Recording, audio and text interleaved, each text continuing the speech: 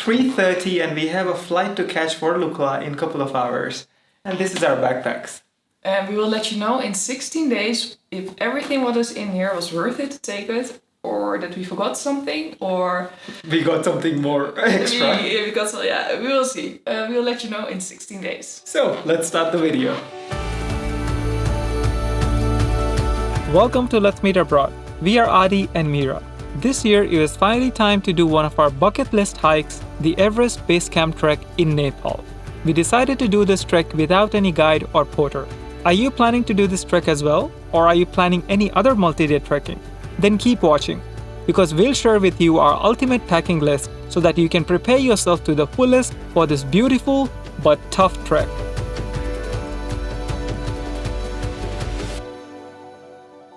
So the first thing we're going to talk about is the most important thing if you're doing by yourself without any guide or porter is the main backpack. And we both have a Gregory backpack. We really became in love with this brand. Yeah. I tried so many backpacks, and the Gregory one was just like, I put it on, I thought, wow, yeah, this is the one. And same for Adi. Yeah, first time I saw this backpack and I just fell in love with it. And like, it's like when it's on your body, it just feels like a part of you. And how the quality of the shoulder strap and the waist strap, it's just so good that, it's just makes your life so much easier. So Gregory, if you want to sponsor us. And then we go to another really important thing, and that is of course the shoes. Oh yeah, the shoes. Ooh. Shoes. Everyone on the trek had proper hiking shoes, like long hiking shoes who go over your ankle. Because many people say, oh, you can just wear sneakers. No. Just especially, shoes. Sneakers and sports shoes, like the running shoes, they are comfortable. But then when you go up higher, it's gonna be so cold.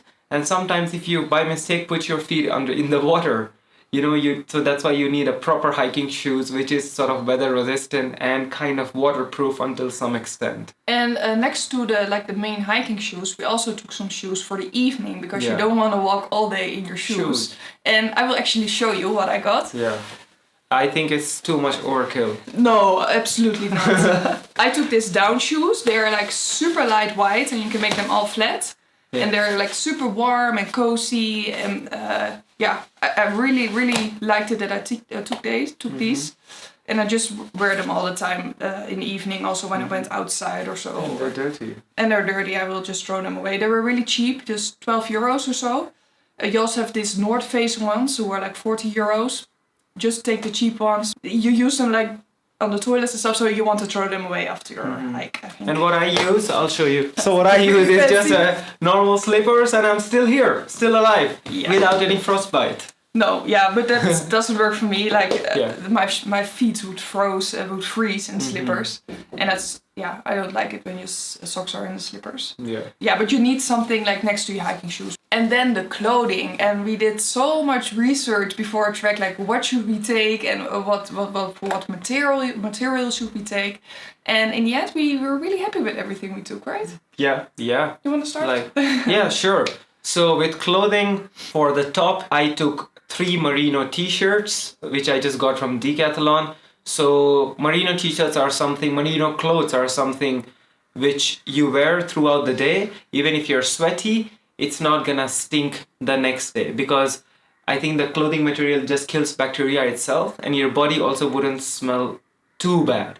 So you can wear the same t-shirt for at least like 4 to 5 days of hiking. For the top, I had 3 merino t-shirt, 2 half t-shirt and 1 full long t-shirt.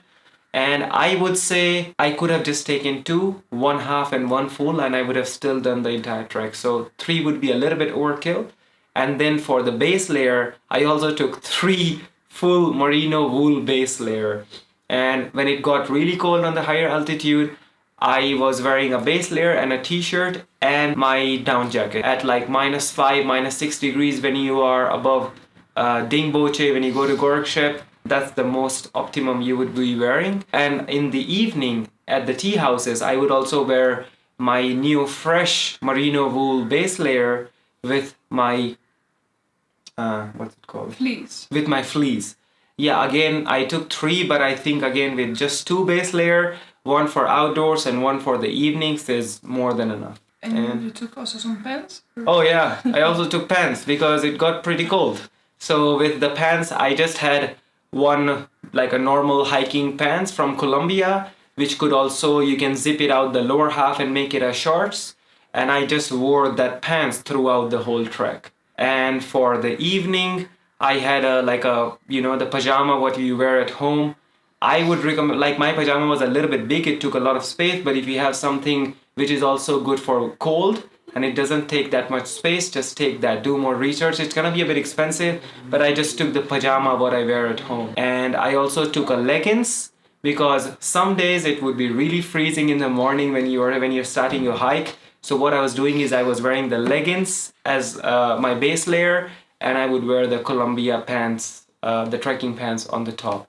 And I also took my gym shorts because sometimes your abdomen area and your butt, it gets really cold. So you can just wear legging, gym shorts, and the and the trekking pants, and that's literally more than enough for even -7, -8 degrees, especially when you're walking. Yeah. So I took, I think, 7 undies. 7 undies! Oh, what if I had a diarrhea and if I was pooping in my pants? Yeah, ew, undie. For guys, I think 4 undies is enough. And with the socks, we took, again, merino socks. Yeah. Oh my god. Game changer. And yeah. I think our socks we both were having the same socks. Yeah. Our socks was 70% merino wool. So I took three pair of socks, one for the evening when I'm chilling in the tea houses, and 2 pair of socks for the entire trek. What did I take? I took 4 merino t-shirts, 2 long sleeves, also merino, everything merino, 1 night set, like a long sleeve night set, what I just wear not with hiking. I took a legging, just a sport legging from Nike, perfect. I walked with my leggings the whole trek. I also had a really light white trekking pants, which I sometimes put on over my leggings. But after 5 minutes of walking, you already want to get rid of it because it's way too warm. And I took 1 night leggings for in the evenings. That did all the job. And a fleece. Just 1 fleece is enough. Yeah. You're almost never walking in your fleece. If you just have like a t-shirt, down jacket, enough. Like the first 2 to 3 minutes are maybe a bit cold. But after you get so warm that you take off your fleece, so 1 fleece more than enough. Mm-hmm. I took 5 pair of socks. Oh. But because Mira's feet also stink. No, no, I don't know. I took 5. But do you think you would have taken less, or? Oh yeah, no, yeah. I think I could have taken 2. Yeah, what you said. 2 hiking. Yeah. 1 evening sock. Yeah. And yeah, undies, like my undies are super small, so I took like 6 or so, but they are like takes this space. Yeah. So and one time I washed them and I put them in the sun and like half an hour dry. So I could have taken way less, but yeah. You need a really light white down jacket. Yeah. It's also a bit of an investment, the best investment you can make. You also had a down jacket, which is also a rain jacket. Yeah, it's really, I love my down jacket. Yeah. It has lots of gadgets and still really lightweight. Mm-hmm. And I had a down jacket from Patagonia, but it's not a rain jacket. It's kind of like drizzle proof, but not like crazy rain proof. Luckily it didn't rain, but I also got, I'll show you. Yeah, the most stupid thing. But I also got a big poncho in Thamel before leaving. And this is, I think, 500 grams. And I had to carry this all the way, but it never rained. Oh, we forget something. What? The hand gloves. Oh, the hand gloves. Oh my gloves. God. So important. Oh, you cannot forget. And you don't take this little hand gloves. I will take it. I'll also show you mine. Wait. Oh, we get excited about the hand gloves. So, you wanna show your hand gloves So, these were my hand gloves. Like, you really need these hand gloves where wind cannot go through. Yeah. Because you don't need them every day, like just on the top. But if you need them, you really need them. You need good ones. You have to take them. And I had these ones, like a really small ones. And then if it gets really crazy, so I can wear this on top of this. So these are all from Colombia. And next to the hand gloves, you also need a buff. Yeah. And yeah, you have this big ass fancy buff. Different buff. So mine, I have a buff which is like it has like a lot of wool. Yeah. It has a lot of wool here. And then there's a big extension, so I can cover my neck, I can cover my whole face, I can cover my mouth, because you need a buff. You need a buff. I just had the normal buff, like just this. And I actually took 2 buffs. Mm-hmm. And I got 1 buff from merino wool. And in the merino wool buff, you cannot breathe, like because you put it over your nose and you couldn't breathe through it. So that had no use. It was really stupid. So I would really say buy a buff from the brand Buff, because they are the expert and you can breathe through it. It keeps you warm. It's really, really nice stuff. And we also had one. The winter cap, just a normal one from I got it from Decathlon. You bought it there. I bought it there because I thought, I don't need hats, but no, you need it. You really need it. So I think now we are finally done with clothing. Do you reckon? Yeah, I was already checking what's the next chapter. And next we're going to talk about the sleeping bags. Oh, yeah. Oh, we did so much research. It should be obviously good at the temperatures up there and should be light if you're carrying your own thing. So yeah. I would say never buy a sleeping bag above 1 kilo. It's really not necessary. I will show you which one we have. After so much research, we got the Sea to Summit Trek TK. And we love it. This is so good. And this is what, 990 grams? Like literally just under 1 kilo. Yeah. Cabins where we're sleeping, it can get really cold in the night. So of course you need a sleeping bag first of all. You need a sleeping bag. Mostly you don't sleep straight in your sleeping bag. You always have to use some kind of liner to keep your sleeping bag clean. And we took a Thermolite liner. From Ayucho. And this also gives some heat. This one is 200, was more than enough. I think around 270 or so. Oh, 275. 275 grams. But this was so good. We used this as a base layer, then sleeping bag, and if it's really cold, then we can just use the blanket. Toiletries. Toiletries. I just took a brush, a toothpaste, and half a soap. Oh yeah. That's it. No medicines? Medicine, Mira packed my medicine for me. So. I did a little goodie baggy for you. Yeah, so you have to explain. Toiletries. Of course you just take the toiletries you use, like toothbrush and all that. What's really, really important is to take sunscreen. Yeah, like we saw people burn that much that it was almost it looked so painful, you know. I had sunscreen special for my face and a sunscreen for my body. But you're wearing that much clothes all the time that you almost don't use that much for your body. So you can just take really, really small ones. Yeah, and we also had the lip sunscreen. Lip sunscreen and Vaseline. Like in the evenings you want to put Vaseline all the time because of course everything's really dry. During the day we put the lip with also SPF 50. Medicines, yeah. Should I show you how much medicines I had in the end? My god, yeah. So I got sick, I got food poisoning and I got all other dramas. In the end I had so many medicines. Oh my god. Oh, I didn't know it was open. I just want to say the Ziploc baggies are really handy. We have to close them. There are pharmacies, but not really high up anymore. So if you know that you're sensitive for, I don't know, for an allergic or something, just take that with you. But you can always buy the proper medicines in Namche, and I think Nimboche was also one. Yeah. And for sure take painkillers. You will get a headache. I think everyone will get a headache at one point. Painkillers are really important. Diarrhea pills are really important because I got food poisoning of course, but a lot of other people also got problems with that. What else? Oh yeah, and if you of course get diarrhea, you want to have some. We took ORS, but in the end, if you're feeling sick already, like the last thing you want to drink is ORS. Ooh, it's disgusting. So just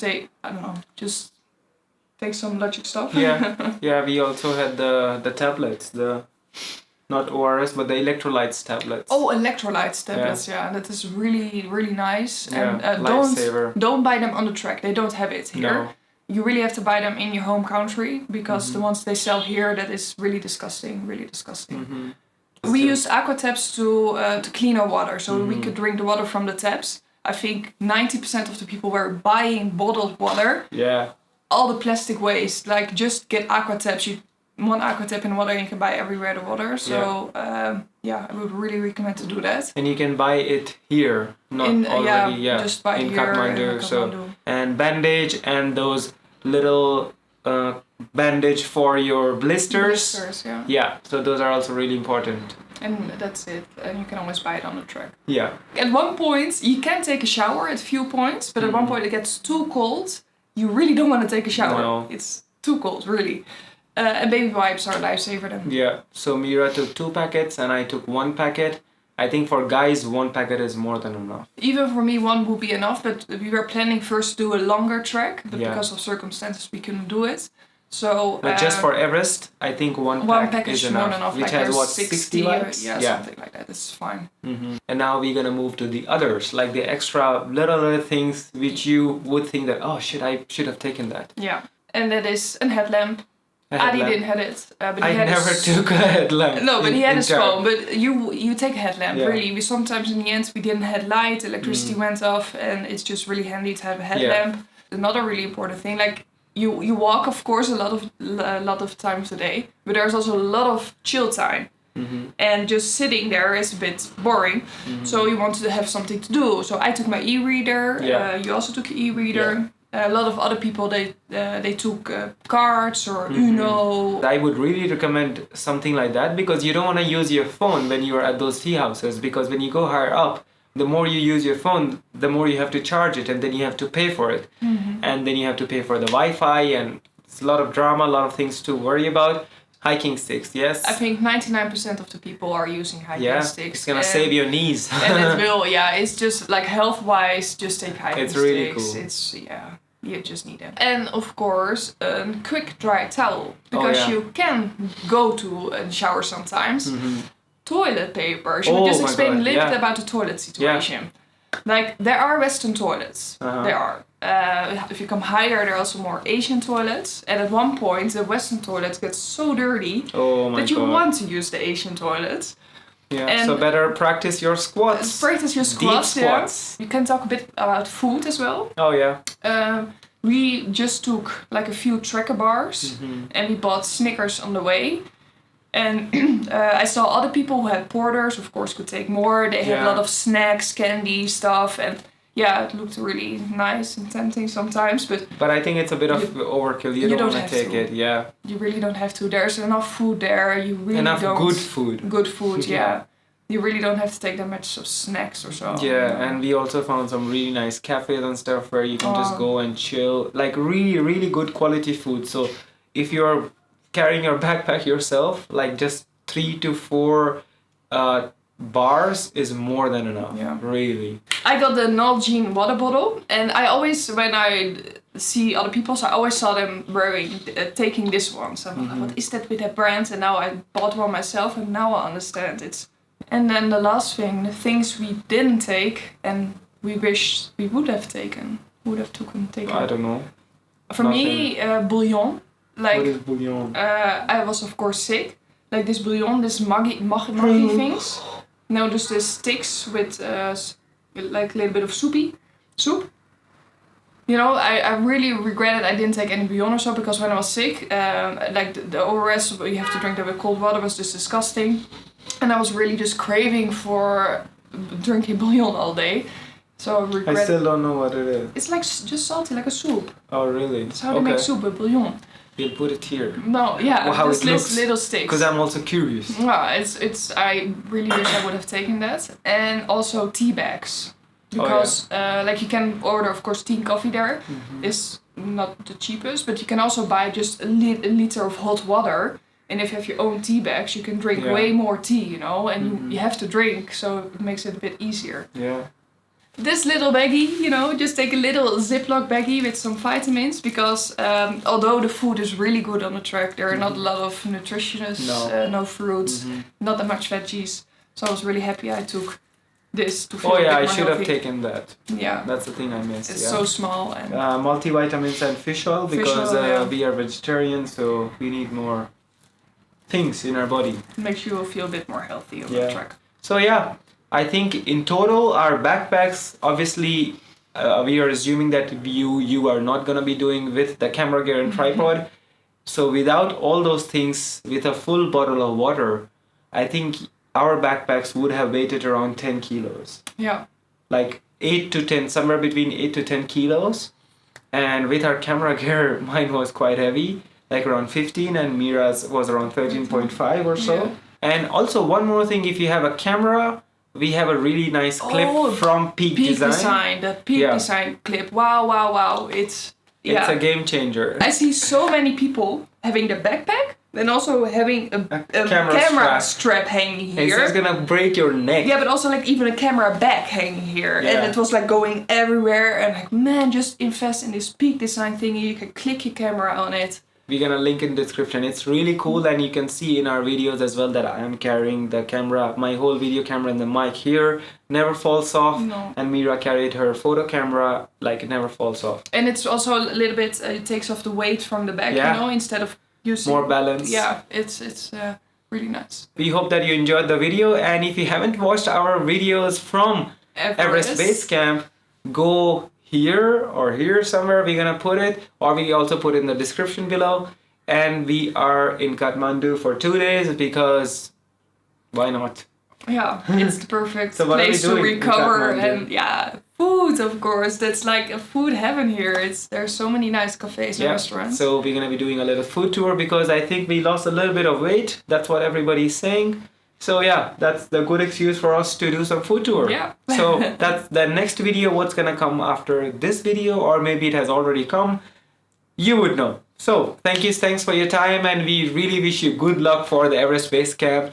We are sure you're gonna love it. It's pretty, it's so beautiful. And if you have any questions, please reach out to us on our Instagram or comment down below. And we see you in the next one. Yeah, bye bye.